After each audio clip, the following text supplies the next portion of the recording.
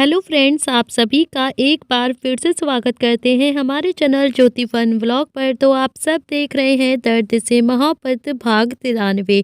तो दोस्तों, इससे पहले इस कहानी के 92 भाग अपलोड हो चुके हैं चैनल पर। अगर आप सब ने नहीं पढ़ा है तो ज़रूर पढ़ लीजिएगा। तो चलिए देखते हैं आप सब ने अब तक पढ़ा था। रुद्र बोलता है कि मैं तुम्हारे बच्चे का नाम कैसे रख सकता हूँ। तो शोभित ने भी कहा कि क्यों नहीं रख सकते हैं आप मेरे बच्चे का नाम।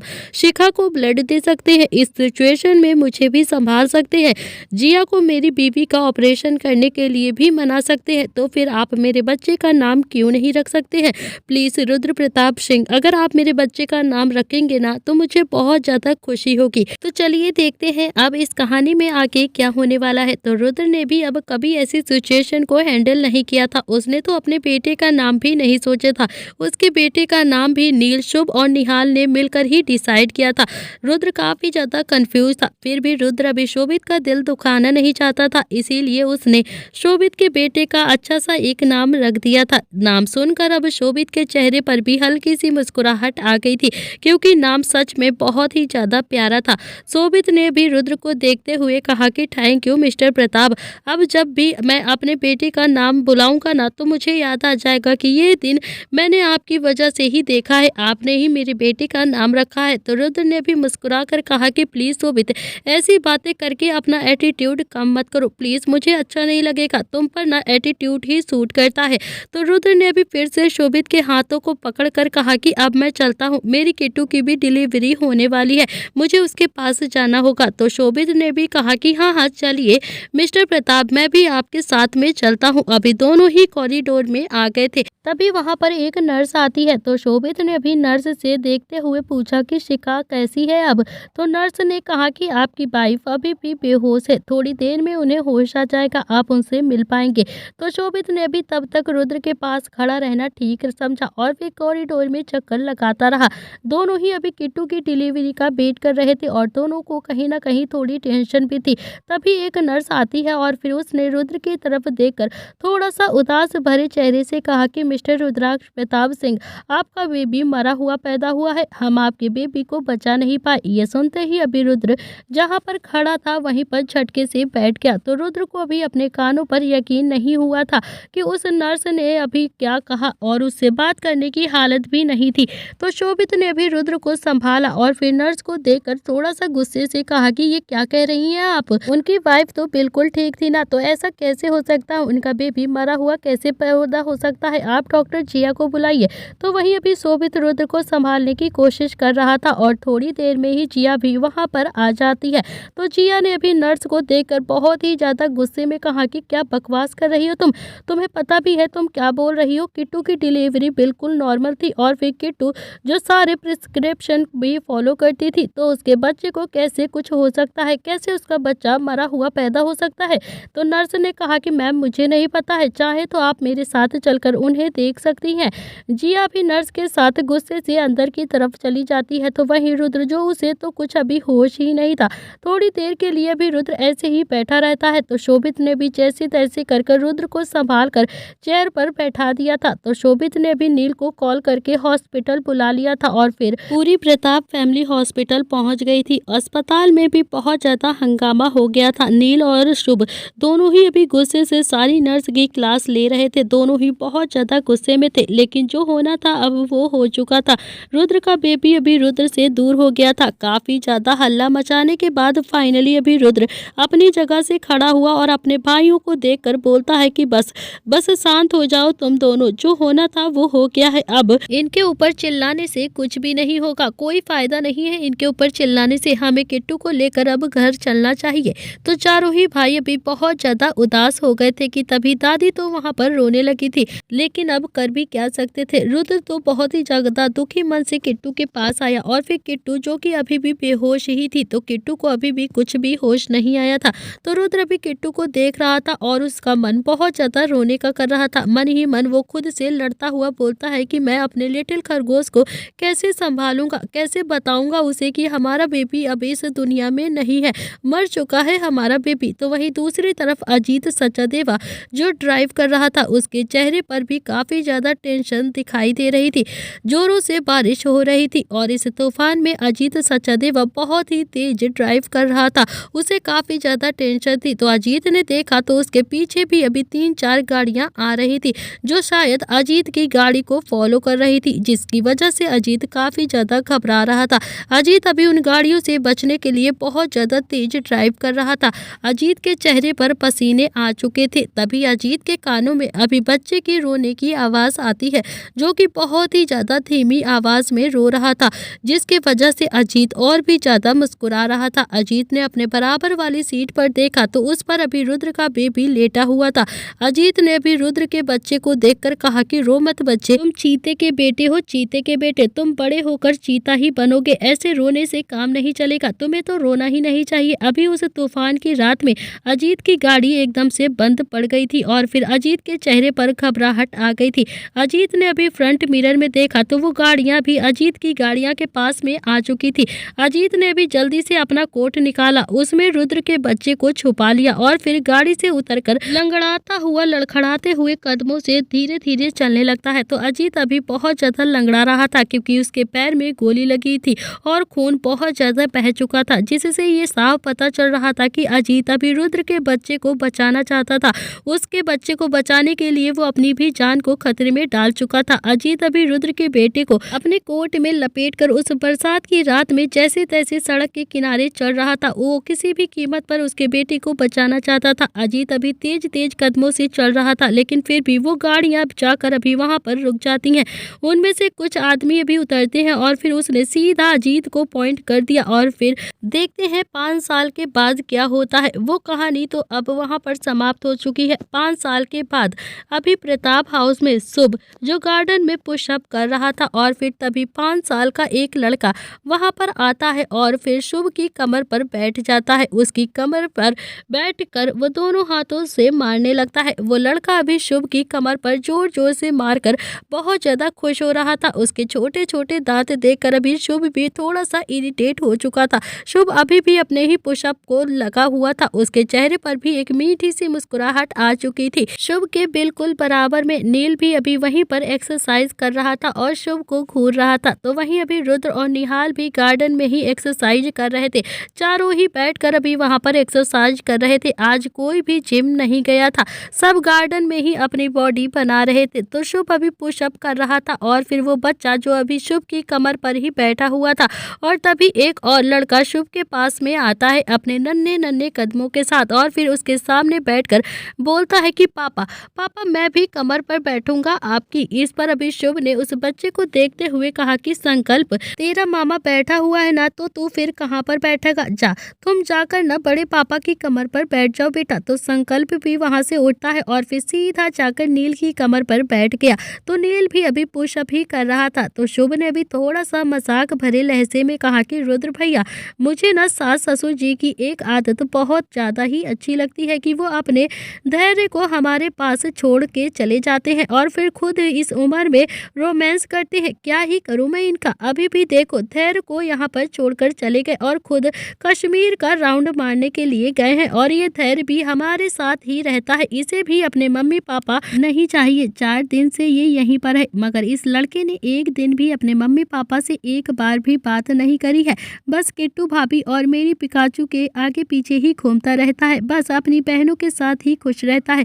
जब वो दोनों ही बिजी होती हैं तो ये अवनी और नव्या को पकड़ लेता है और लगता है कि अब वो भी शायद बिजी है तो मेरी कमर पर आकर बैठ गया। क्या करूं मैं इस लड़के का। तो शुभ ने भी अब फिर से धैर्य से कहा कि साले साहब अब कमर से नीचे उतरेंगे या फिर नहीं, ऐसे ही कमर पर बैठे रहेंगे। ये सुनकर तो अब धैर्य और भी तेज जोर जोर से हंसने लगा। तो नील जो कि अभी डंबल लेकर उठ रहा था और फिर उसने कहा कि अरे शुभ बच्चों का तो बच्चों में ही मन लगता है ना, अभी तू देखना थोड़ी देर में निर्भय भी बाहर आ जाएगा। तो निहाल ने भी कहा ही था कि तभी निर्भय भी भागता हुआ बाहर की तरफ आ गया था और फिर आकर सीधा रुद्र के पैरों पर आकर लिपट गया था। तो रुद्र भी जो कि एक्सरसाइज में बहुत ज्यादा बिजी था, वो एक्सरसाइज कर रहा था, उसने अपने डंबल नीचे रख दिए और फिर निर्भय को गोद में उठा लिया।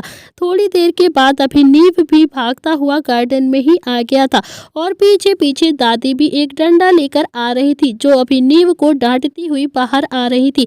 तो नीव अभी कभी इधर भागता हुआ तो कभी उधर भागता हुआ फाइनली भी दादाजी जो कि गार्डन में अखबार पढ़ रहे थे दोनों ने कहा कि क्या हुआ है चंद्रकला, कभी तो इसके बाप के पीछे भागती हो और कभी तो इस बच्चे के पीछे भागती हो तुम, ऐसा क्यों करती हो तुम इन दोनों बाप बेटों के साथ। इस पर दादी बोलती है कि तो क्या करूं संजय के पिताजी, बाप बेटे ने मुझे तो परेशान करके रख दिया है। इसका बाप तो मेरा नाम लेता ही है और ये भी अब मुझे चंद्रकला कहकर ही बुलाता है। तो दादी की बात सुनकर अब नील को तो काफी ज्यादा हंसी आ गई थी। तो नील भी अब गार्डन से उठ गया और फिर अपने टॉवल से अपना चेहरा साफ करते हुए बोलता है कि अरे तो क्या हुआ चंद्रकला, क्यों मेरे छोटे पैंथर के पीछे पड़ी रहती हो तुम। तो दादी ने भी अब अपनी साड़ी का पल्लू टांगते हुए कहा कि अच्छा ये तेरा बेटा है ना, तो तुझसे 2 कदम आगे ही होगा। तो दादी की बात सुनकर अब शुभ ने भी कहा कि हाँ दादी मुझे पता है, अब आप कहोगे कि संकल्प मुझसे 4 कदम आगे है ना। तो दादी ने भी शुभ की तरफ देखकर कहा कि हाँ तो इसमें कुछ झूठ नहीं है, ये बिल्कुल सच है, संकल्प तुझसे 10 कदम आगे है, समझा तू। तो निहाल ने भी अब मौके पर चौका मारते हुए कहा कि और दादी मेरा निर्भय, उसके बारे में भी तो आपने कुछ भविष्यवाणी नहीं की है। तो दादी ने अभी निहाल की तरफ देखते हुए गुस्से से कहा कि हाँ निर्भय, इसका नाम निर्भय किसने रखा है, जरा मुझे ये बता पहले। सबसे ज्यादा डरपोक तो यही है सब में, हर वक्त बस डरता रहता है, ये तो चूहा देखकर भी भाग जाता है। और रही बात भविष्यवाणी की तो कह देती हूँ निहाल, जितना तूने मुझे परेशान नहीं किया है ना, उससे कहीं ज्यादा इसने तुझे और नव्या को लोहे के चने न चबवा दिए ना, तो मेरा नाम भी चंद्रकला नहीं, बहुत ज्यादा परेशान करेगा ये तुझे और नव्या को, समझा तू। तो अभी सब कोई हंसने लगता है कि तभी रुद्र ने फिर से पूछा कि लेकिन छोटे पैंथर ने किया क्या है दादी। तो दादी भी इस पर बोलती है कि ये तेरा छोटा पैंथर मुझे कहता है कि चंद्रकला मैं शादी कर लूंगा और तुम्हारे लिए एक सुंदर सी बहू लेकर आऊंगा, फिर तुम मेरे बच्चे भी खिलाना, मुझे बहुत ज्यादा अच्छा लगेगा, तुमसे अपने बच्चों के पोटी धुलवाऊंगा। ये सुनकर तो अभी चारों ही भाइयों को बहुत ज्यादा खुलकर हंसी आ गई थी और चारों ही काफी ज्यादा हंस रहे थे। चारों भी हैरानी से छोटे पैंथर को देख भी रहे थे और फिर छोटे पैंथर ने भी अपनी बत्ती सी दिखा दी थी जिससे वो बहुत ज्यादा खूबसूरत लग रहा था। तो रुद्र ने कहा कि निव्यांश ये सारी बातें तुम्हें कहाँ से आती है, कहाँ से सीखते हो तुम, ये बहुत ही गंदी बातें होती है, छोटे बच्चे शादी नहीं करते हैं। इस पर निव्यांश ने भी अपनी स्मार्टनेस को दिखाते हुए कहा कि चंद्रकला झूठ बोल रही हो तुम, मैंने ये बिल्कुल भी नहीं कहा है कि मैं अभी शादी करूंगा। मैंने कब कहा कि मैं शादी करूंगा, मैंने तो ये कहा था कि जब मैं बड़ा हो जाऊंगा तब शादी करूंगा और तब मैं सुंदर सी बहू लेकर आऊंगा। अब बड़ा हो जाऊंगा ना तब तो शादी करूंगा ही ना, है ना चाचू, बोलिए आप। तो अब तो चारों भाई हैरानी से उसका मुंह देखने लगते हैं और फिर रुद्र ने भी ना में अपनी गर्दन हिलाते हुए थोड़ा सा प्यार से कहा कि दादी बिल्कुल ठीक कहती है, ये तो अपने बाप से भी 4 कदम आगे है, इतना भयानक सोचता है, इतना खतरनाक बच्चा है ये। तो दादी बोलती है कि अब तो तू खुद ही बता मुझे, रुद्र इसे मारूं ना तो क्या करूं मैं इसका, बोलो तुम सब ही। अब तुम्हारे बच्चे तो सच में बहुत ही ज्यादा अपडेटेड वर्जन के हैं, पता नहीं इस प्रताप हाउस का क्या ही होने वाला है। इतना कहकर अभी दादी जैसे ही नीव की तरफ बढ़ने लगती है तो नीव भी दादाजी के पीछे जाकर छुप गया। तो दादाजी ने अभी नीव को बचाते हुए कहा कि बस बस करो ना चंद्रकला, बच्चा है ये, जब बड़ा होगा तो समझ जाएगा, अभी इसे मारना बंद कर दो। अगर नील से ये 4 कदम आगे है ना तो ये भी याद रखना कि समझदारी में भी ये नील से 4 कदम आगे ही होगा, ये क्यों भूल जाती हो तुम। तो दादी बोलती है कि पता नहीं संजय के पिताजी ये नील से 4 कदम आगे होगा कि पीछे होगा, इसका तो भगवान ही जाने, लेकिन हाँ इसे समझा दो कि ये घर का बड़ा बेटा है, इसे ना अपने सारे भाइयों को एक साथ लेकर चलना है, जैसे मेरा नील लेकर चला है आज तक चारों भाइयों को। तो निवास ने भी अब दादी की तरफ देखकर एटीट्यूड के साथ कहा कि डोंट वरी चंद्रकला, मेरे होते हुए मेरे भाइयों को कोई भी हाथ तक नहीं लगा सकता है, समझी तुम। थोड़ी सी हंसी मजाक करने के बाद अभी सब कोई प्रताप हाउस के अंदर आ गया था और फिर थोड़ी देर के बाद सब डाइनिंग टेबल पर बैठे हुए थे, सब नाश्ता कर रहे थे। तो वही किट्टू का कुछ भी खाने का मन नहीं कर रहा था। तो रुद्र ने भी किट्टू की तरफ देखते हुए कहा कि प्लीज किट्टू थोड़ा तो खा लो ना, वैसे भी तुम्हारी डिलीवरी डेट भी अब नजदीक आ गई है ना, तो तुम्हें अच्छे से खाने की जरूरत है। तो किट्टू ने कहा कि लेकिन कुछ भी खाने का मन नहीं करता है अब मेरा। तो दादी ने कहा अभी किट्टू और रुद्र को देखा और फिर उनकी आंखों में पानी आ गया था, उन्हें वो सब कुछ फिर से याद आ गया था जो कि 5 साल पहले हुआ था, जब किट्टू अभी हॉस्पिटल गई थी और उसका बच्चा पैदा हुआ था, वो भी मरा हुआ। दादी ने मन ही मन कहा कि हे भगवान, इस बार मेरी किट्टू की कोक सूनी मत रखना, मेरी किट्टू के नसीब में एक छोटा सा अंश जरूर डाल देना।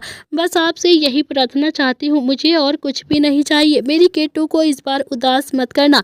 इधर सचदेवा हाउस में शिखा जो किचन में काम कर रही थी और फिर तभी शोभित जो धीरे धीरे से किचन में आया और उसने शिखा को पीछे से अपनी बाहों में भर लिया और फिर अपना चेहरा शिखा की गर्दन में छुपा लिया और उसे किस करने लगा। तो शिखा ने भी बहुत ही प्यार से कहा कि ये क्या कर रहे हैं आप, हटिए, बच्चे देखेंगे तो क्या ही सोचेंगे हमारे बारे में। तो शोभित ने भी अगले ही पल अभी शिखा को अपनी गोद में उठा लिया और फिर कमरे की तरफ लेकर जाता हुआ बोलता है कि तुम्हारे बच्चे अभी गार्डन में खेल रहे हैं, जितनी देर में तुम्हारे बच्चे खेल कर आएंगे ना तो उतनी देर में मैं उनकी माँ के साथ भी खेलूंगा। तो शिखा तो भी शर्मा कर शोभित के सीने में समा रही थी। तो शोभित अभी शिखा को बेडरूम में लेकर आ गया था। तो शिखा ने कहा कि आपको नहीं लगता है कि मिस्टर सचदेवा आप कुछ ज्यादा ही बेशरम हो गए हैं आजकल, जरा सा भी टाइम नहीं छोड़ते हैं अकेले मुझे। तो शोभित ने भी अब तक शिखा को बेड पर लिटा दिया था और फिर शोभित ने कहा कि मैं और भी ज्यादा बेशरम बिल्कुल भी नहीं, बल्कि मैं तो तुम्हें अपना प्यार जता रहा हूँ, बिल्कुल बेशरम नहीं हूँ मैं। तुम सारा दिन तो अभी बच्चों में ही लगी रहती हो, तुम्हारे पास मेरे लिए तो जरा सा वक्त भी नहीं है। मुझे तो अब जैसे तैसे अपनी बीवी के साथ थोड़ा सा वक्त बिताने को ही मिलता है, वरना तो हमारे दोनों बेटे मुझे तुम्हारे पास भटकने भी नहीं देते हैं। क्या करूं मैं इन दोनों का। तो कहते हुए अभी शोभित ने अपना माथा शिखा के माथे से जोड़ दिया था और शिखा ने कहा कि मिस्टर सचदेवा प्लीज।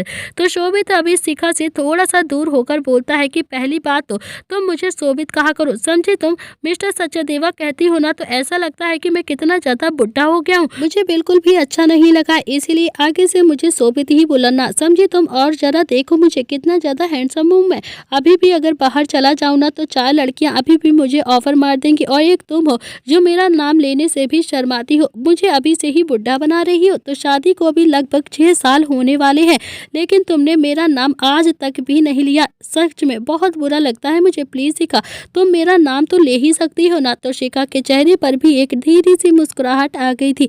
तो शिखा ने अभी शोभित के कॉलर को पकड़कर कहा कि ओके ठीक है शोभित, आज के बाद मैं ना आपका नाम ही लूंगी, शोभित करके ही आपको बुलाऊंगी। तो शोभित के चेहरे पर भी एक मुस्कुराहट आ गई थी और फिर उसने अपने कॉलर को ठीक करते हुए शिखा के होठों पर अपने होठ रख दिए और देखते ही देखते दोनों प्यार की दुनिया में चले गए थे। तो वहीं जिया जो हॉस्पिटल में एडमिट थी, शादी के कई साल तक अभी जिया प्रेग्नेंट नहीं हो पाई थी, तो उसने अभी मजबूरी में आके IVF का सहारा ले ही लिया था और वो फाइनली अब प्रेग्नेंट हो गई थी। अब जिया IVF के साथ प्रेग्नेंट थी तो जिया की डिलीवरी भी अब थोड़ी सी कॉम्प्लिकेटेड तो हो ही चुकी थी, इसीलिए वो हॉस्पिटल में एडमिट हो चुकी थी। तो जय जो हमेशा जिया के पास में ही रहता था, तभी वीरू और वृंदा भी वहां पर आ जाते हैं। दोनों की गोद में अभी 4 साल का बेबी था।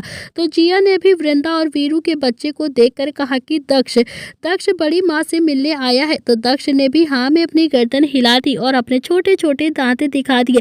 जिया भी उसे देखकर थोड़ा सा खुश हो गई थी। वृंदा ने दक्ष को नीचे उतार दिया और फिर दक्ष जो भागता हुआ जिया के पास आया और स्टूल पर अपने पैर रखकर जिया के पास में बैठ गया। तो जिया ने पूछा कि दक्ष स्कूल गए थे क्या तुम। तो दक्ष ने हाँ में अपनी गर्दन हिला दी। तो जिया ने कहा कि मामा को परेशान तो नहीं करते हो ना तुम बिल्कुल भी। तो दक्ष बोलता है कि नहीं बड़ी माँ, मैं मामा को बिल्कुल भी परेशान नहीं करता हूँ, मैं तो उनसे बहुत अच्छे से खेलता हूँ, तो मामा मुझे खुद ही परेशान करते हैं। तो वृंदा ने भी मुंह बनाते हुए कहा कि ठीक है, बहुत जल्द हमारे घर में भी अब 2 छोटे छोटे बाबू आ जाएंगे, मैं उन्हें बहुत ज्यादा परेशान करूंगी, तुझे परेशान नहीं करूंगी, समझा। तू भी ना अपनी बड़ी माँ के साथ ही रहकर अपनी बड़ी माँ के साथ हॉस्पिटल में आ जाया कर, समझा। तू आया बड़ी माँ का चमचा कहीं का। तो वृंदा की बात सुनकर अभी चारों ही बहुत ज्यादा हंसने लगते हैं। तो वीरू ने पूछा कि जिया भाभी आपकी सर्जरी कब होगी। तो जिया ने भी अभी वीरू को देखते हुए कहा कि पता नहीं, तुम तो जानते ही हो ना, बड़ी मुश्किल से बेबी कंसीव किया है मैंने, तो अब जब सब कुछ ठीक होगा तभी सर्जरी करेंगे, तो तब तक तो मुझे अब हॉस्पिटल में ही एडमिट रहना होगा। तो वृंदा भी जिया की तरफ देखते हुए बोलती है कि भाभी बस जल्दी से बच्चे आ जाए, मैं तो बहुत ज्यादा एक्साइटेड हूँ बच्चों के लिए। वैसे भी ये दक्ष का बच्चा मेरे आसपास भटकता ही नहीं है, मुझे बिल्कुल प्यार ही नहीं करता। आपके बच्चे आ जाएंगे ना तो मैं तो पूरा दिन उनके साथ ही टाइम स्पेंड करूंगी, उनको ही दूंगी। वीरू ने भी अब वृंदा को ताना मारते हुए कहा कि जिया भाभी और सारे जो केस आएंगे ना वो मैं खुद ही लड़ लूंगा। और ये सुनते ही सब हंसने लगते हैं, लेकिन वृंदा जो अभी वीरू को गुस्से में देख रही थी। तो वीरू बोलता है कि मैं तो मजाक कर रहा था वृंदा, ये बार बार गुस्से में मत देखा करो यार प्लीज, तुमसे तो मजाक करता ही हूँ मैं। ऐसा तो लगता है कि एक बार भी मजाक किया ना तो मुझे जेल ही करवा दोगी तुम, इसीलिए तुमसे मजाक करना ही बंद कर दिया। तो वृंदा भी हाथ बांध कर बोलती है कि मन तो करता है कि तुम्हें भी मैं जेल ही करवा दूं, लेकिन क्या करूं, फिर जय भैया का ख्याल आ जाता है मेरे मन में। इन चारों की अभी जिंदगी में बहुत ही अच्छे से बीत रहे थे, सब हंसी हंसी रह रहे थे। जिया की डिलीवरी का इंतजार सब कोई कर रहा था और कुछ ही दिनों के बाद जिया का भी ऑपरेशन हो गया और फिर जिया ने भी 2 बेटियों को अच्छे से जन्म दिया। तो जिया का ऑपरेशन के अभी 2 दिन के बाद किट्टू की भी डिलीवरी हो ही गई थी और फिर किट्टू ने भी एक प्यारी सी बेटी को जन्म दिया था। किट्टू की बेटी बहुत ही ज़्यादा सुंदर थी, बहुत ही ज़्यादा खूबसूरत थी, बिल्कुल अपनी माँ जैसी। तो प्रताप हाउस में अब एक छोटी सी बेटी भी आ गई थी। ये सुनकर तो अब पूरी फैमिली खुशी से झूम उठी थी। पूरी फैमिली ने हॉस्पिटल में भी भीड़ लगा रखी थी। दादी हर किसी को वहां से जाने के लिए कहती, लेकिन अभी कोई भी दादी की बात मानने के लिए तैयार ही नहीं था। सबको अभी बेसब्री से प्रिंसेस का इंतजार था। किट्टू के कमरे में अभी पूरी प्रताप फैमिली मौजूद थी। किट्टू को भी थोड़ा सा ऑकवर्ड लग रहा था, लेकिन वो जानती थी कि उसकी फैमिली अभी ऐसे ही है, तो दादी अभी उन्हें कितना भी कहती है मगर वो सब जाएंगे नहीं वहां से। तो वहीं अभी रुद्र ने जब अपनी प्यारी सी बेटी को अपनी गोद में लिया तो उसके खुशी का तो ठिकाना ही नहीं था, उसकी आंखों से अब पानी आ चुका था। रुद्र ने सबसे पहले अपनी बेटी के पैरों पर किस किया और मुस्कुराकर उसे देखा, फिर उसके माथे पर। तो रुद्र भी इस वक्त बहुत ही ज्यादा इमोशनल हो गया था, लेकिन उसने खुद को जैसे तैसे कंट्रोल कर लिया था। रुद्र भी काफी ज्यादा इमोशनल था क्योंकि वो जानता था कि आज से 5 साल पहले उसका बेटा उसकी गोद में नहीं आ सका था और उसकी गोद में आने से पहले ही वो मर चुका था। आज वो अपनी बेटी को अपनी गोद में लिए खड़ा हुआ था, उसे काफी ज्यादा खुशी थी। तो नील ने भी रुद्र के कंधे पर हाथ मारा और फिर उसकी बेटी को अपनी गोद में देने के लिए इशारा किया। तो रुद्र ने अभी एक बार फिर से अपनी बेटी का माथा चूमा और फिर नील की गोद में दे दिया। तो नील तो अभी बहुत देर तक रुद्र की बेटी को ऐसे ही निहारता रहा। तो नील ने भी सबकी तरफ देखते हुए कहा कि हम अपनी बेटी का नाम क्या रखेंगे। तो नील अभी कुछ बोलता उससे पहले ही शुभ बोलता है कि क्यों भैया, घर में सबके नाम आप ही रखोगे क्या? मैं नहीं रखूंगा, अपनी बेटी का नाम मैं खुद रखूंगा इस बार। तो शुभ अभी कुछ बोलता उससे पहले ही अवनी बोलती है कि हाँ, सब बच्चों के नाम तो अब तुम चारों भाइयों ने ही तो रखे हैं मिलकर, हम घर की औरतों ने तो अभी किसी भी बच्चे का नाम नहीं रखा है, तो इस बार हम अपनी प्रिंसेस का नाम खुद ही रख लेंगे, तुम सब में से कोई भी किसी का नाम नहीं रखेगा, समझे? तो पूरा प्रताप फैमिली अभी रुद्र की बेटी का नाम रखने के लिए बहुत ज्यादा एक्साइटेड था, लेकिन अभी कोई भी किसी को भी नाम रखने नहीं दे रहा था। तो वही रुद्र जो अभी किट्टू का हाथ पकड़े हुए स्टूल पर बैठा हुआ था और फिर उसे मुस्कुरा कर देख रहा था। फिर अचानक ही रुद्र ने भी किट्टू के माथे को चूम लिया और फिर धीरे से बोला, किट्टू क्या तुम हमारी बेटी का नाम रखना चाहती हो? तो किट्टू ने भी अपनी गर्दन ना में हिलाते हुए रुद्र को देखकर कहा कि आपको लगता है इन सबको देखकर कि ये मुझे मेरी बेटी का नाम रखने भी देंगे? तो रुद्र ने भी अभी मुस्कुराकर धीरे से कहा कि हाँ, लगता तो मुझे भी ये है कि ये हमारी बेटी का नाम हमें नहीं रखने देंगे। पूरी फैमिली अभी किट्टू की बेटी का नाम रखने के लिए वहीं पर लड़ने लगी थी। तभी दादी ने कहा कि बस बस बहुत हो गया है, घर के बड़े बच्चों का नाम रखते हैं, समझे तुम सब? लेकिन यहाँ तो ना मुझे किसी ने किसी का नाम रखने दिया और ना ही संजय के पिताजी को किसी ने किसी का नाम रखने दिया। इस बच्चे का नाम अभी संजय के पिताजी ही रखेंगे और कोई भी नहीं, समझे तुम सब? तो दिग्विजय सिंह जी भी अब हंसते हुए बोलते हैं कि कोई बात नहीं चंद्रकला, इसका नाम भी अब इन्हें ही रख लेने देते हैं क्योंकि बाकी सब तो इन्हीं ने ही रखे हैं। तो दादी भी रुद्र की बेटी को दिग्विजय सिंह जी की गोद में देती हुए बोलती है कि नहीं संजय के पिताजी, जब नव्या हुई थी तब भी नव्या का नाम संजय ने ही रखा था, तब भी आप नव्या का नाम कुछ भी रखना चाहते थे मगर आप नहीं रख पाए थे, आप ही अब इस लड़की का नाम रखिए। कोई भी इस लड़की का कोई भी नाम नहीं रखेगा, जो आप नाम रखेंगे ना वही नाम ये सारे लोग मानेंगे और वही नाम से हमारी बेटी जानी जाएगी। और अगर इन्होंने नहीं माना ना तो सच कहती हूँ ये सारे अपना बोरिया बिस्तर उठाकर प्रताप हाउस से बाहर जा सकते हैं। तो इस पर अभी शुभ ने थोड़ा सा इरिटेट होकर कहा कि हाँ दादाजी चलो रख लीजिए आप ही, लेकिन हाँ नाम थोड़ा सा यूनिक होना चाहिए, पुराने जमाने का नाम नहीं होना चाहिए। ऐसा ना हो कि चंद्रकला के नाम पर ही अब चंद्रकांता रख दो आप, वो तो बहुत ज़्यादा खराब लगेगा। मेरी बेटी का नाम थोड़ा सा डिसेंट ही रखना चाहिए आपको। तो दादाजी भी अब हंसते हुए बोलते हैं कि सोच लो चंद्रकला, अगर मैंने नाम रखा तो सबको मानना ही पड़ेगा, वरना तुम सब ही रख लो, मैं नहीं रखूंगा। तो रुद्र ने कहा कि दादाजी आप नाम रखिए, सब वही नाम मानेंगे, कोई भी आपके नाम को इग्नोर नहीं करेगा, वही नाम माना जाएगा जो आप रखेंगे। तो दिग्विजय सिंह जी भी अब अपनी पोती को देखते हैं और फिर उसका माथा चूमकर बोलते हैं, तो मैं तो अपनी राजकुमारी का नाम अंशिका रखता हूँ, अंशिका नाम होगा मेरी पोती का। तो अंशिका नाम सुनकर तो अब सबके चेहरे पर मुस्कुराहट आ गई थी। सबको अब दादाजी का रखा हुआ नाम बहुत ही ज्यादा पसंद आया था। तो दादाजी ने भी अब किट्टू की तरफ देखकर बहुत ही धीरी आवाज में बोला कि किट्टू तुम्हें नाम पसंद आया है बेटा? तो किट्टू ने भी हाँ में अपनी गर्दन हिलाकर कहा कि हाँ दादाजी, बहुत ही ज्यादा प्यारा नाम है, आज से हमारी बेटी का नाम अंशिका होगा।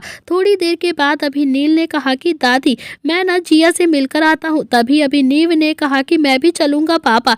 नील ने भी अपने बेटे का हाथ पकड़कर कहा कि छोटे पैंथर, लेकिन कोई भी मस्ती मजाक नहीं करना वहाँ पर, हम वहाँ पर बस दो छोटे छोटे बच्चों से मिलने के लिए जा रहे हैं, इसीलिए वहाँ पर अपनी शैतानी बिल्कुल भी बंद रखना। इस पर अभी छोटे पैंथर ने कहा कि हाँ हाँ पापा, मैं भी ना छोटे छोटे बच्चों से ही मिलने जा रहा हूँ, फिर एक बच्चे को भी मैं लेकर आ जाऊंगा। तो नील को भी तो अब काफी ज्यादा हंसी आ गई थी और फिर वो बोलता है कि जिया के सामने ऐसी बातें बिल्कुल भी मत करना, वरना पहले तो वो मुझ पर चिल्लाती थी, अब तो वो तुझ पर भी चिल्लाने लगेगी, समझा तू? वहाँ पर तू अपने जबान को कंट्रोल रखना। तो नीव ने हाँ में अपनी गर्दन हिला दी और फिर थोड़ी देर के बाद दोनों ही बाप बेटे जिया के पास आ गए थे। जिया के पास अभी इस वक्त जय बैठा हुआ था। तो जय ने अभी अपनी एक बेटी को अपनी गोद में लिया हुआ इधर उधर टहल रहा था, तो वही जिया भी अपनी दूसरी बेटी को अपनी गोद में लेकर बैठी हुई थी। तो जैसे ही अभी उसने नील को देखा तो उसके चेहरे पर मुस्कुराहट आ गई थी। दोनों ही बहुत ज्यादा खुश हो गए थे नील को वहां पर देखकर। तो जिया ने कहा कि आओ आओ, बहुत जल्दी याद आ गई तुमको मेरी, तुम्हें तो अपनी फ्रेंड की बिल्कुल याद ही नहीं आती है। तो नील ने भी हंसकर कहा कि तुम्हारी याद नहीं आएगी, तो बस तुम्हारी बेटियों को देखने के लिए मन हो रहा था, इसीलिए हम बाप बेटा दोनों ही यहाँ पर आ गए। निवांश अभी सीधा गया और जय के पास और उसने जय को देखकर कहा कि चाचू चाचू मुझे भी दिखाओ ना अपनी बेटी को, मैं भी इसे देखना चाहता हूँ, मैं भी इसे खिलाना चाहता हूँ।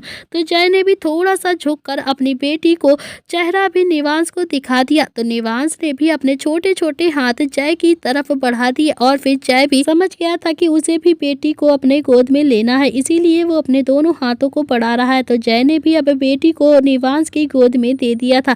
निवांश ने भी अभी सबसे पहले जय की बेटी को माथे पर किस किया और फिर धीरे से बोला कि चाचू इसे तो मैं अपने पास में ही रख लूंगा, ये तो सच में बहुत ज्यादा प्यारी है, मुझे तो ये बाबू बहुत चाहिए, मैं इसे बहुत प्यार से रखूंगा अपने पास। अपने बेटे की बात सुनकर तो नील के चेहरे पर शरारत भरी मुस्कान आ गई और फिर उसने जिया की तरफ देखते हुए बहुत ही मुस्कुरा कर कहा कि यार छोटे पैंथर ना थोड़ा सा सब्र रख ले, ऐसे लेकर नहीं जाएंगे इसे, पूरे बैंड बाजे के साथ लेकर जाएंगे हम इसे, दोनों बाप बेटा जिया की ही बेटी को लेकर जाएंगे अपने पास, इसे तो हम अपने पास ही रखेंगे, अपने घर में रखेंगे। ये सुनकर तो अभी जिया गुस्से में बोलती है कि नील इस जन्म में तो मैं अपनी बेटी तुम्हें नहीं दूंगी, समझे तुम, और हाँ अपने ये ख्वाब ना अपने पास ही रख लो, मैं नहीं देने वाली अपनी बेटी को तुम्हें। तो नील ने कहा कि मिस जिया तेरी बेटी को तो मैं अपने घर की बहू बनाकर ही रहूंगा, आज से मेरे घर की बहू तेरी बेटी ही होगी, इनफैक्ट एक बेटी तो नहीं दोनों ही बेटी को अपने घर की बहू बनाऊंगा। जिया भी अभी गुस्से में बोलती है कि देखो नील ये बकवास करने आए हो तो चले जाओ यहाँ से, मुझे नहीं पसंद ये बकवास तुम्हारी, क्योंकि मैं तुम्हारी ये बकवास सुनने के लिए बिल्कुल भी नहीं हूँ मूड में, समझे तुम, मेरी बेटी उन बंदरों से शादी नहीं करेगी, समझे, मैं ना अपनी बेटी के लिए बहुत ही डिसेंट सा लड़का ढूंढूंगी, समझे, मेरी बेटी 2 दिन की हुई नहीं कि तुम बस इसका रिश्ता लेकर आ गए मेरे घर पर, मैं नहीं करने वाली अपनी बेटी की शादी तुम्हारे घर में, तुम्हें तो थोड़ी बहुत शर्म है भी या फिर नहीं? नील ने कहा कि नहीं नहीं है शर्म बिल्कुल भी, जब तुम प्रेग्नेंट हुई थी तो मैंने तो तभी ही डिसाइड कर लिया था कि अगर तुम्हारी दोनों बेटियां हुई ना तो मैं प्रताप खानदान की ही बहू ही वो दोनों ही बनेंगी, और हाँ ये वादा तो नीलकंठ प्रताप सिंह का है तो जिया से कि तुम्हारी दोनों बेटी दुल्हन बनकर हमारे ही घर पर आएंगी, दोनों ही हमारे घर की ही बहू बनेंगी और किसी के घर की नहीं। तो जिया अभी भी नील की बातों से बहुत ज्यादा इरिटेट हो गई थी। तो जिया ने अभी जय की तरफ देखकर थोड़ा सा गुस्से से कहा कि यार ये क्या बकवास किए जा रहा है, और तुम हो जो मेरा मुंह देखे जा रहे हो, इसे कुछ कहते क्यों नहीं समझाते कि मैं अपनी बेटी की शादी इसके घर में नहीं करूंगी। तो नील ने भी हंसकर कहा कि पति वो तुम्हारा है मगर बॉडीगार्ड तो मेरा ही है ना, उस हिसाब से वो मुझे कुछ भी नहीं कहेगा, समझी तुम। और हाँ, ज्यादा दिमाग मत चलाया करो, ये दोनों मेरे घर की बहू बनेंगी तो मतलब मेरे घर की ही बहू बनेगी। तो जिया भी गुस्से में कुछ बोलती उससे पहले ही छोटे पैंथर ने कहा कि हाँ हाँ चाची, आपकी ये वाली बेटी तो मैं अपने साथ लेकर जाऊंगा, इसे तो मैं अपने पास में ही रखूंगा। तो जिया भी अब अपने दांत पीसते हुए छोटे पैंथर को देखकर बोलती है, यार नील, जैसा तू है ना वैसा ही तेरा बेटा हो गया है, बिल्कुल तेरे जैसा। तुम दोनों ही बाप बेटे कुछ ज्यादा ही सपने देखते हो आजकल, दोनों सपने में जी रहे हो क्या। तभी निवांश ने अभी जिया की तरफ देखकर कहा कि अरे चाची, क्या आप अपनी बेटी का हाथ मेरे हाथों में दोगी क्या, या फिर नहीं मैं जबरदस्ती इसको लेकर जाऊं। तो निवांश की बात सुनकर तो अब नील और जय दोनों ही जोर जोर से हंसने लगते हैं। तो हंसी तो अब जिया को भी बहुत ज्यादा आ गई थी, लेकिन वो कुछ बोल नहीं रही थी। तभी नील ने फिर से कहा कि अरे छोटे पैंथर, हाथ क्या, वो तो पूरी की पूरी तेरी गोद में ही है, तेरे हाथ को उसकी जरूरत नहीं है, लेकर भाग जाना इसे। मैं भी देखता हूँ कि ये मियाँ बीवी तुझे कैसे रोकते हैं उसे मेरे घर की बहू बनने से। तो फाइनली अभी जिया को भी हंसी आ गई थी। तो जिया भी नील की तरफ देखकर बोलती है कि नील, तुम अपने बेटे को क्या सिखा रहे हो यार, तुम्हें नहीं लगता है कि कोई नहीं कहेगा कि ये 7 साल का है, इसके अंदर अकल तो अब बिल्कुल 17 साल के बच्चे जितनी है, जितनी की 17 साल का बच्चा भी नहीं चला पाएगा। इसे अभी से ही अपनी शादी की कितनी ज्यादा जल्दी हो रही है, इसे अपने शादी के सपने आ रहे हैं। तो नील को भी अब काफी ज्यादा हंसी आ गई थी, लेकिन फिर भी वो थोड़ा सा सीरियस होते हुए बोला कि वैसे जिया, मैं ना मजाक नहीं कर रहा हूँ, मैं सच में तुम्हारी दोनों बेटियों को हमेशा के लिए अपने पास रखना चाहता हूँ। बाकी तो भविष्य किसी ने भी किसी का नहीं देखा है, लेकिन हाँ, अगर भविष्य में सब कुछ ठीक रहा ना तो ये दोनों बेटियां मेरे घर की ही आएंगी और मेरे घर की ही बहू बनेंगी, तुम देख लेना खुद ही। तो जिया बोलती है कि हाँ हाँ देखते हैं भविष्य में क्या लिखा हुआ है इन दोनों की, जो होगा देखा जाएगा। लेकिन अगर मेरी बेटी तुम्हारे घर की बहू बनी ना तो इससे अच्छी बात मेरी बेटियों के लिए कुछ भी नहीं होगी। मुझे तो बहुत ज्यादा खुशी होगी अगर मेरी दोनों बेटियां तुम्हारे घर की बहू बन गई। थोड़ी देर के बाद बात करने के बाद अभी नील ने अभी निवांश की गोद से बच्चे को ले लिया और फिर जिया की गोद में देते हुए कहा कि चलो निवांश, अभी उसे हमारे घर आने में बहुत ज्यादा टाइम है, हम इसे बाद में लेकर जाएंगे। तो नील और निवांश दोनों ही वहां से जाने लगे। तो निवांश अभी वापस से आया और फिर उसने जिया की गोद में लेटी हुई बच्ची को माथे पर किस किया और फिर भागकर अपने पापा के हाथ को पकड़कर वहां से चला गया। तो जिया भी दोनों को देखकर मुस्कुरा रही थी। थोड़ी देर के बाद दोनों बेटी सो चुकी थी और जय दोनों बेटी को पालने में लिटा देता है और फिर जय ने जिया का तकिया ठीक किया और फिर जिया भी धीरे धीरे करके बेड पे लेट गई। जय वहां से उठने लगा तो जिया धीरे से बोलती है कि जय प्लीज मुझे गले लगा लो ना, मुझे तुम्हारे गले लगना है, मुझे तुम्हारे साथ इस टाइम स्पेंड करना है। तो जय के चेहरे पर हल्की सी मुस्कुराहट आ गई थी और उसने लेटे हुए ही जिया को अपने कस कर गले लगा लिया था और फिर उसका माथा चूम कर वहीं पर बैठ गया। तो जय और जिया की जिंदगी में अब बच्चों की जो कमी थी वो आज पूरी हो ही गई थी और कुछ महीने अभी ऐसे ही बीत गए थे। प्रताप हाउस में भी सब बहुत ज्यादा खुश थे। अब सब अंशिका के आसपास ही घूमते रहते थे, सब अंशिका को बहुत प्यार से रखते थे, खासकर उसके भाई, वो तो अंशिका को एक सेकंड के लिए भी खुद से दूर नहीं करते थे। अंशिका जब तक सो नहीं जाती थी तब तक सब रुद्र और किट्टू के कमरे में ही चौकड़ी जमा कर बैठे रहते थे, कोई अंशिका को छोड़कर कहीं नहीं जाता था। धीरे धीरे अंशिका भी सबकी जान बनती जा रही थी। तो वहीं जिया भी अब डिस्चार्ज हो चुकी थी। तो जय और जिया भी अब अपने बच्चों के साथ बहुत ज्यादा खुश थे। दक्ष भी अपनी दोनों बहनों को बहुत ज्यादा प्यार करता था और उन्हीं के साथ खेलता रहता था। तो जय और जिया ने भी अब अपनी बेटियों का नाम नियति और रूही रखा था। तो वहीं रुद्र जो भी स्टडी रूम में बैठा हुआ कुछ काम कर रहा था, तो कभी अंशिका अपने छोटे छोटे पैरों में पायल पहनकर छम छम करती हुई रुद्र के पास आ जाती थी तो कहीं वहाँ से भाग जाती। तो रुद्र ने अभी अंशिका को गोद में बैठा लिया और फिर लैपटॉप में कुछ काम करने लगा। तो अंशिका जो अभी कंटिन्यू बस रुद्र के लैपटॉप पर हाथ मारने लगती है, बहुत ज़्यादा शैतानी करने लगती है। कभी वो रुद्र के कॉलर को खींचती तो कभी लैपटॉप पर अपनी उंगलियां चलाने लगती। वो छोटे छोटे हाथों से बहुत ज़्यादा शैतानी कर रही थी, बहुत ज़्यादा कोशिश कर रही थी सारा सामान गिराने की। तो रुद्र अभी बहुत ज़्यादा परेशान हो गया था। फिर वो बोलता है कि तुम छोटे पैंथर से भी ज़्यादा शरारती करती हो यार, सारे भाइयों ने मिलकर तुम्हें बहुत ज़्यादा बिगाड़ दिया है, लड़कियों वाला एक भी गुण नहीं है तुम्हारे अंदर, कुछ सीखो अपनी माँ से। कितनी ज़्यादा शांत स्वभाव की है तुम्हारी माँ। जब तुम पैदा हुई थी तो मुझे लगा था कि तुम तो बस अपनी माँ पर ही जाओगी, एकदम शांत प्यारी सी, लेकिन हाँ तुम्हें देखकर तो अब ऐसा लग रहा है कि जैसे तुम तो अपने शुभ चाचू पर चली गई हो। कुछ तो तुम हो ही शरारती और कुछ जो तुम्हारे दोनों भाई मिलकर तुम्हें तोप बना देंगे। तो अंशिका अभी लगभग 8-9 महीने की हो ही गई थी। तो रुद्र की बात सुनकर वो भी अब हंसने लगती है। तो अंशिका जब हंसती थी तो रुद्र की मुस्कुराहट भी और बड़ी हो जाया करती थी। रुद्र को भी अंशिका हंसते हुए बहुत प्यारी लगती थी। रुद्राक्ष अभी अंशिका को बहुत ज्यादा प्यार करता था। रुद्र उसमें ही अपना बेटा देख लेता था। तभी वहाँ पर किट्टू आ जाती है। तो किट्टू ने अभी अंशिका को अपनी गोद में उठा लिया। अंशिका ने भी रुद्र की कॉलर को कसकर पकड़ लिया था। वो किट्टू की गोद में नहीं जाना चाहती थी और वो धीरे धीरे से रोने लगती है। तो रुद्र ने अभी कहा कि रहने दो ना किट्टू, मैं रख लूंगा इसे अपने पास, तुम परेशान मत हो, इसे मेरे पास रहने दो। तो किट्टू ने कहा कि आप ना पूरी रात ऐसे ही रखते हैं इसे अपने पास, ये तो आपको अब चैन से सोने भी नहीं देती है, इतना भी पापा की परी नहीं बनना चाहिए इसे, प्लीज दे दीजिए ना मुझे। तो रुद्र ने भी अंशिका को टेबल पर बैठा दिया और फिर किट्टू को अपनी गोद में बैठा लिया और फिर किट्टू की गर्दन में अपना चेहरा छुपाते हुए प्यार से कहा कि वो पापा की परी है और पापा की परी ही रहेगी। तुम्हें इतनी ज्यादा जलन क्यों हो रही है मेरी बेटी से? तुम भी तो अपने पापा की प्रिंसेस हो ना, तो वो मेरी प्यारी सी परी है। तो किट्टू के चेहरे पर भी अब मीठी सी मुस्कुराहट आ गई थी और वो थोड़ा सा घूमकर अभी रुद्र की तरफ देखती हुई बोलती है कि हाँ हाँ, और आपकी लिटिल खरगोश भी। तो रुद्र के चेहरे पर अब मीठी सी मुस्कुराहट आ गई थी और फिर उसने भी अगले ही पल किट्टू के होठों पर अपने होठ रख दिए थे और उसे किस करने लगा। दोनों ही अभी एक दूसरे को महसूस करने लगे थे कि तभी अंशिका अभी किट्टू और रुद्र को देख रही थी। तो अंशिका ने अभी किट्टू की कमर पर मारना जोर जोर से शुरू कर दिया था। किट्टू अभी उसके पापा की गोद में बैठी हुई थी। तो किट्टू ने अभी गुस्से से मुड़कर अंशिका को देखा। उसने गुस्से से अभी अंशिका को देखते हुए कहा कि तेरे पापा बाद में है, वो मेरे पति पहले है, समझी तू, इसीलिए मुझे मारना बंद कर। क्यों मार रही है मुझे? तो अंशिका अभी रोने लगती है क्योंकि उसे अभी किट्टू से बहुत ज्यादा इनसिक्योरिटी हो रही थी। तो वहीं अभी रुद्र को तो माँ बेटी का ड्रामा देखकर बहुत ज्यादा हंसी आ रही थी। किट्टू अभी अंशिका से जलन कर रही थी तो अंशिका किट्टू से, अंशिका रोई तो किट्टू को अब गुस्सा आ गया था।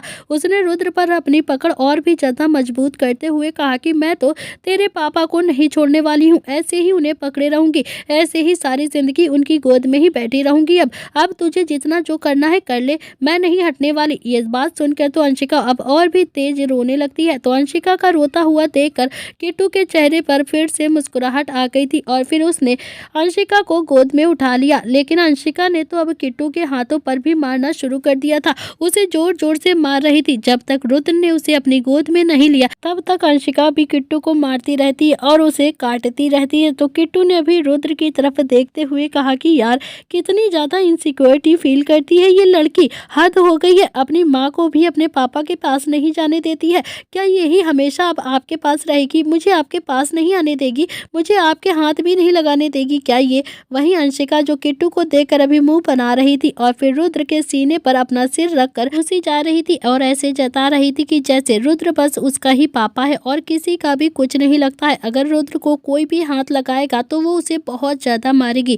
थोड़ी देर में ही अब अंशिका रुद्र की गोद में ही सो जाती है और फिर तभी किट्टू ने रुद्र के चेहरे पर अपना हाथ रखकर बहुत ही प्यार से कहा कि रुद्र, कई साल हो गए हैं लेकिन आपके चेहरे पर अभी भी बहुत ज्यादा उदासी आ ही जाती है। जो होना था वो तो हो गया है ना, भगवान ने हमारी सुन ली है और हमारी अंशिका हमारे पास है। हमारे पास हमारी बेटी है, शायद बेटा हमारे नसीब में ही नहीं है। आप ऐसे दुखी रहते हैं ना तो मुझे बिल्कुल भी अच्छा नहीं लगता है। प्लीज़ आप ऐसे उदास मत रहा करिए।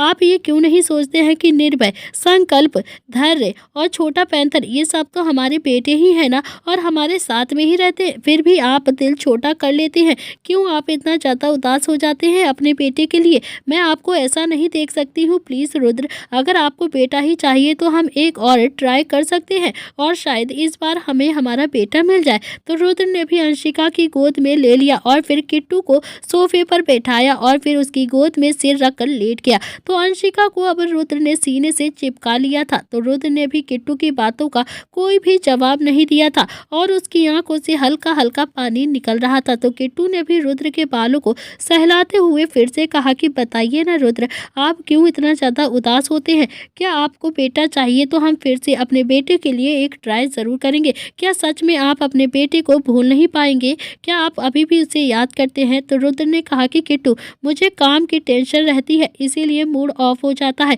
बाकी और कुछ भी नहीं है। और रही बात बेटे के प्यार की तो तुमने सही कहा है, हमारी एक बेटी है और हमारे 4 बेटे हैं। हमें बेटे की अब बिल्कुल भी कमी नहीं है। बाकी मुझे और बच्चा बिल्कुल भी नहीं चाहिए।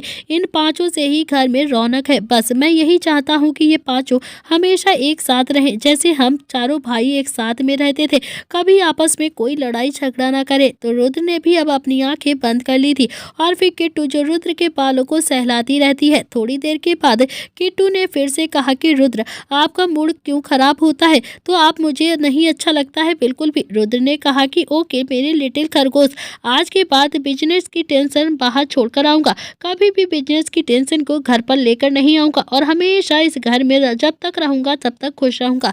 थोड़ी देर के बाद अभी रुद्र भी सो गया था और किट्टू अभी भी रुद्र के बालों को ही सहला रही थी। तभी वहां पर निवांश आ जाता है। तो निवांश को देखकर अभी किट्टू ने उसे चुप रहने का इशारा किया क्योंकि रुद्र और अंशिका दोनों ही आराम से सो रहे थे। तो निवांश अभी किट्टू के पास आकर धीरे से बोलता है कि चाची चाची अंशिका कहाँ पर है? तो किट्टू ने कहा कि छोटे पैंथर, अंशिका सो रही है तो थोड़ी देर में अभी उठ जाएगी, तब उसके साथ खेल लेना, अभी वो सो गई है। तो निवांश का मुंह अभी थोड़ा सा बन गया था लेकिन फिर वो भी वहां से भागता हुआ चला जाता है। किट्टू ने अभी उसे भागते हुए देखा तो ना में अपनी गर्दन हिलाकर खुद से कहा कि अब जाएगा हमेशा की तरह अपने पापा के पास और कहेगा कि मुझे एक बाबू लाकर दो, मैं उसके साथ खेलूंगा। अंशिका तो सोती ही रहती है, वो मेरे साथ खेलती नहीं है। ये छोटा पैंथर भी ना सच में बहुत ज़्यादा बदमाश हो गया है। जैसा अभी किट्टू ने कहा था ठीक वैसा ही हुआ था। निवांश जो भी अपने उदास मन के साथ भागता हुआ सीधे अपने कमरे में आता है जहाँ पर अवनी अपने कपड़ों को समेट रही थी और नील जो अपने लैपटॉप पर बैठकर कुछ इम्पोर्टेंट काम कर रहा था। तो निवांश ने अभी दोनों की तरफ देखकर अपने कमर पर हाथ रखकर थोड़ा सा गुस्से से कहा कि मुझे एक और बाबू लाकर दो, मुझे बाबू चाहिए तो बाबू चाहिए। निवांश की ये बात न जाने कितनी बार ही कही गई थी। ये 8 महीने में अभी 80 बार कह चुका था कि अब तो अवनी और नील को भी उसकी बात सुनने में आदत पड़ गई थी। तो दोनों ने ही अभी उसकी बात को अनसुना कर दिया था और अपने अपने काम में बिजी रहे। तो छोटा पैंथर तो अब बहुत ज़्यादा गुस्से में आ गया था। तो फिर उन्हें गुस्से में देखता रहता है और फिर वो अपने पैर पटक कर फिर से बोलता है कि इस घर में तो मेरी और चंद्रकला की कोई बात ही नहीं सुनता है, सब बस अपने अपने काम में बिजी रहते हैं। निवांश अभी फिर से सीधा जाता है और शुभ के कमरे में आ जाता है। तो निवांश ने जाकर देखा तो वहां पर अभी संकल्प पहले से ही दिशा और शुभ से झगड़ा कर रहा था। तो शुभ ने भी छोटे पैंथर को देखकर कहा कि अरे छोटे पैंथर, इसे लेकर जाओ ना, इसने तो बहुत ज्यादा परेशान कर दिया है, तूने इसे भी अपने जैसा ही बना दिया है, अब इसे भी एक बाबू चाहिए, कहाँ से लेकर आओ बाबू? फिर जब वो बड़े हो जाएंगे फिर से तुम दोनों अभी एक एक बाबू फिर से मांगना है ना। यहाँ पर कोई मशीन लगी है क्या जो यहाँ से निकालो और लेकर जाओ? कोई बाबू अबू नहीं मिलेगा, अब दोनों के दोनों चुपचाप यहाँ से जाओ। तो छोटे पैंथर ने भी अब शुभ को एक किलर लुक दे दिया और फिर उंगली दिखाकर उसे पॉइंट करके कहा कि छोटे शेर, छोटे पैंथर से पंगा नहीं, वरना अभी जाकर तुम्हारी शिकायत चंद्रकला से कर दूंगा और फिर तुम्हें पता चलेगा, समझे छोटे शेर? तो शुभ तो अब छोटे पैंथर को आंखें फाड़े देखे जा रहा था। उसे तो अपनी आंख आंखों और कानों पर यकीन ही नहीं था। तो वहीं संकल्प को तो बहुत ज्यादा हंसी आ गई थी। तो शुभ ने भी दोनों को गुस्से से देखकर कदम ही बढ़ाए थे कि तभी निवांश ने संकल्प का हाथ पकड़ा और उसे भागता हुआ उस कमरे से लेकर चला गया। तो उन दोनों को ऐसे भागकर जाते हुए देखकर दिशा का तो हंस हंस कर बुरा हाल हो गया था।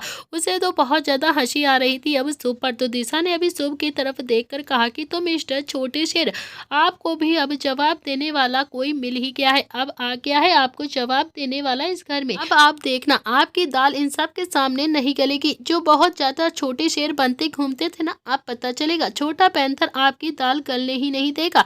बहुत शौक था ना छोटे पैंथर को अपने जैसा बनाने का। तो सच ही कहती है दादी, आपसे भी ज्यादा 4 कदम आगे है छोटा पैंथर। तो शुभ ने भी दिशा की बात सुनकर उसकी कलाई पकड़कर उसे अपनी तरफ खींच लिया और फिर उसकी कमर पर अपना हाथ डालकर, वैसे छोटा पैंथर ना बिल्कुल भी गलत नहीं कह रहा था। एक बाबू दे ही देते हैं बेचारे को, बहुत ज्यादा परेशान है, चलो ना कुछ करते हैं। और फिर जल्दी से एक बाबू दे ही देते हैं। तो चारों ही भाई अभी कितना ज्यादा परेशान रहते थे, जब देखो छोटे बाबू की ही रट लगाए रहते थे। चलो दिशा, एक बाबू दे ही देते हैं इन्हें। और कहते कहते शुभ जो दिशा की ओर झुकने लगता है और फिर दिशा ने भी अपनी आंखें बंद कर ली थी। देखते ही देखते अभी दोनों का प्यार परिणाम चढ़ रहा था। तो अभी शुभ ने अभी दिशा को अपनी गोद में उठा लिया और फिर बेड पर लेकर आ गया। दोनों ही अभी अपनी दुनिया में चले गए थे। सारी बच्चा पार्टी अभी दादा दादी के साथ गार्डन में खेल रही थी। तो अंशिका तो अभी दादा की गोद में बैठकर अपने छोटे छोटे हाथों से दादी की हथेली में मार कर अपने भाइयों को देखकर हंस रही थी कि तभी सौम्या और नरेन भी प्रताप हाउस के अंदर आ जाते हैं। तो सौम्या को देखकर अभी धैर्य भी भागता हुआ आता है और फिर अपनी मामा की गोद में चढ़ जाता है। सौम्या भी अभी धैर्य को बहुत ज्यादा प्यार करती है और फिर धीरे से बोलती है कि तेरा मन लग जाता है ना मेरे बिना यहाँ पर, तुझे तो मेरी याद भी नहीं आती है। ऐसे अपने भाई बहनों के साथ खुश रहता है, तो यहाँ पर यहीं पर रहने लगा है। अब क्या मेरा मन तो भी नहीं लगता है तेरे बिना, तू क्या परमानेंट यहीं पर रहने लगेगा क्या?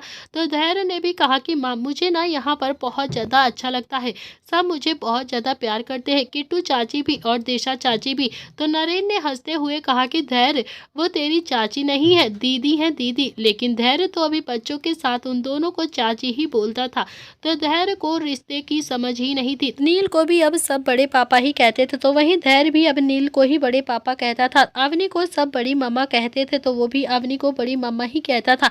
बाकी घर में शुभ को चाचा चाची कहा जाता था। तो कोई भी बाहर वाला भी धैर्य को देखता तो बस यही कहता था कि वो भी प्रताप खानदान का ही बेटा है, वो सौम्या नरेन का बेटा ही नहीं है। तो दोस्तों, इसी के साथ इस कहानी का आज का एपिसोड यहाँ पर समाप्त होता है। 5 साल के बाद सबके बच्चे हो चुके हैं और सबके बच्चों के नाम भी आप सबको पता चल चुके हैं। कैसा लगा आज का एपिसोड, प्लीज कमेंट बॉक्स में जरूर बताना। अब कहानी बहुत ही ज्यादा ट्विस्ट भरी आने वाली है, प्लीज कहानी को मिस मत करिएगा। कहानी बहुत ज्यादा सीधी सादी भी अच्छी नहीं लगती है।